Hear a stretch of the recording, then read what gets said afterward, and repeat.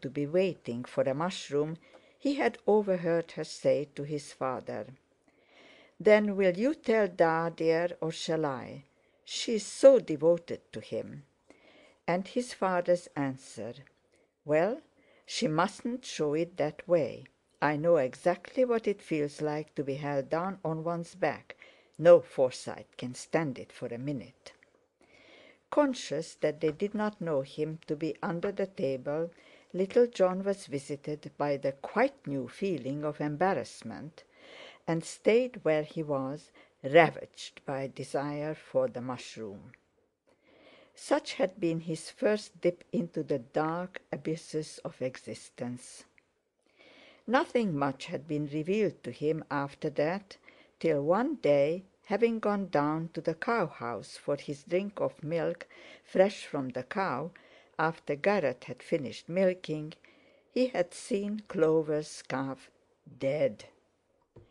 Inconsolable, and followed by an upset Garrett, he had sought Da, but suddenly aware that she was not the person he wanted, had rushed away to find his father, and had run into the arms of his mother. "Clover's calf's dead! Oh, oh, it looked so soft!" His mother's clasp and her "Yes, darling, there, there," had stayed his sobbing. But if Clover's calf could die, anything could, not only bees, flies, beetles, and chickens, and look soft like that. This was appalling, and soon forgotten. The next thing had been to sit on a bumblebee, a poignant experience which his mother had understood much better than Da, and nothing of vital importance had happened after that till the year turned, when, following a day of utter wretchedness, he had enjoyed a disease composed of little spots, bed, honey in a spoon, and many tangerine oranges. It was then that the world had flowered. To Auntie June he owed that flowering, for no sooner was he a little lame duck than she came rushing down from London, bringing with her the books which had nurtured her own berserker spirit, born in the noted year of 1869. Aged, and of many colours, they were stored with the most formidable happenings. Of these she read to little John till he was allowed to read to himself, whereupon she whisked back to London and left them with him in a heap. Those books cooked his fancy, till he thought and dreamed of nothing but midshipmen and dhows, pirates, rafts, sandalwood traders, iron horses, sharks, battles, Tartars, Red Indians, balloons, North Poles, and other extravagant delights. The moment he was suffered to get up, he rigged his bed fore and aft, and set out from it in a narrow bath across green seas of carpet to a rock, which he climbed by means of its mahogany door-knobs, to sweep the horizon with his drinking tumbler screwed to his eye, in search of rescuing sails. He made a daily raft out of the towel-stand, the tea-tray, and his pillows.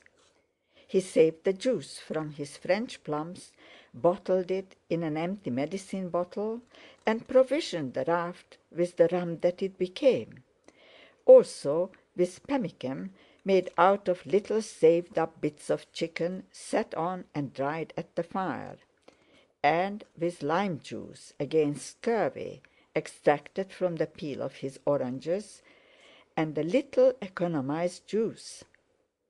He made a North Pole one morning from the whole of his bedclothes, except the bolster, and reached it in a birch-bark canoe, in private life the fender, after a terrible encounter with a polar bear fashioned from the bolster and 4 skittles dressed up in Da's nightgown. After that, his father, seeking to steady his imagination, brought him Ivanhoe, Bevis, a book about King Arthur, and Tom Brown's School Days. He read the first, and for 3 days built, defended, and stormed from the Buff Castle, taking every part in the piece except those of Rebecca and Rowena, with piercing cries of "En avant, de Brassy," and similar utterances.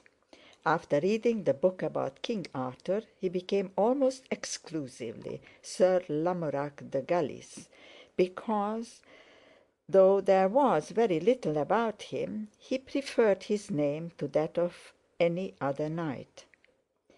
And he rode his old rocking horse to death, armed with a long bamboo. Bevis he found tame. Besides, it required woods and animals, of which he had none in his nursery, except his 2 cats, Fitz and Puck Forsyte, who permitted no liberties. For Tom Brown he was as yet too young. There was relief in the house when, after the 4th week, he was permitted to go down and out. The months being March, the trees were exceptionally like the masts of ships, and for little John that was a wonderful spring, extremely hard on his knees, suits, and the patience of Da, who had the washing and reparation of his clothes.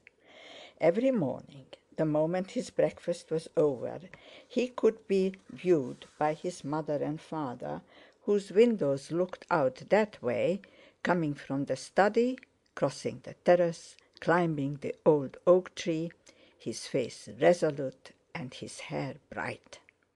He began the day thus because there was no time to go far afield before his lessons. The old tree's variety never staled.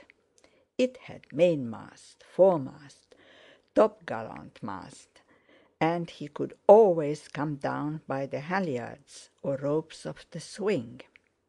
After his lessons, completed by 11, he would go to the kitchen for a thin piece of cheese, a biscuit, and 2 French plums, provision enough for a jolly boat at least, and eat in some imaginative way.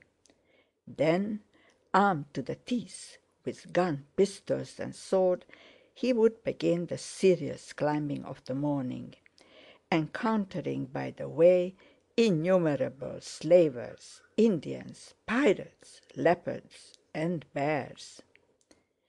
He was seldom seen at that hour of the day without a cutlass in his teeth, like Dick Needham, amid the rapid explosion of coppercaps. And many were the gardeners he brought down with yellow peas shot out of his little gun. He lived a life of the most violent action. "John," said his father to his mother under the oak tree, "is terrible. I am afraid he is going to turn out a sailor or something hopeless. Do you see any sign of his appreciating beauty?" "Not the faintest." "Well, thank heaven he has no turn for wheels or engines. I can bear anything but that. But I wish he would take more interest in nature." "He is imaginative, Jolyon." "Yes, in a sanguinary way. Does he love anyone just now?" "No, only everyone. There never was anyone born more loving or more lovable than John." "Being your boy, Irene." At this moment little John, lying along a branch high above them, brought them down with 2 peas, but that fragment of talk lodged thick in his small gizzard. Loving, lovable, imaginative, sanguinary. The leaves also were thick by now, and it was time for his birthday, which, occurring every year on the 12th of May, was always memorable for his chosen dinner of sweetbread, mushrooms, macaroons, and ginger beer. Between that 8th birthday, however, and the afternoon when he stood in the July radiance at the turning of the stairway, several important things had happened.